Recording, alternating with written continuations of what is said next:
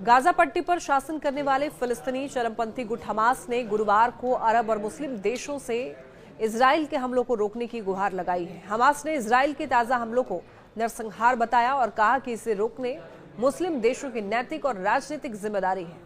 Israel ने मंगलवार की सुबह घातक हमलों के साथ में अपने अभियान को फिर से शुरू किया है, जिससे पट्टी में 19 जनवरी को लागू हुआ युद्ध विराम खत्म हो गया। हमास संचालित गाजा के स्वास्थ्य मंत्रालय ने बताया कि लगातार तीसरे दिन गाजा पर इजरायली तेज हमले जारी रहे, जिसमें बुधवार गुरुवार की रात 91 लोग मारे गए। इनमें एक नवजात शिशु भी शामिल है।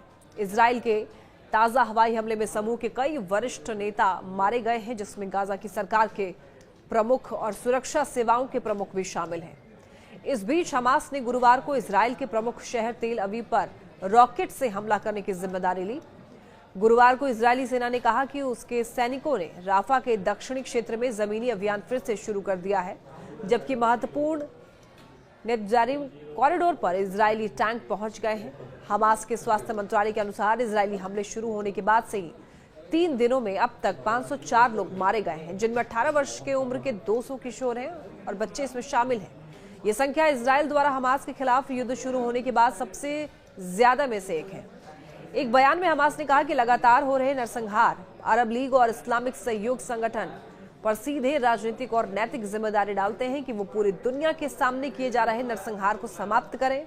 बयान में आगे कहा कि हम अरब और इस्लामिक देशों से अंतर्राष्ट्रीय मंचों पर, खासकर संयुक्त राष्ट्र सुरक्षा परिषद में तत्कालिक कार्रवाई करने और आक्रामकता को रोकने के लिए तत्काल उपाय लागू करने का आह्वान करते हैं।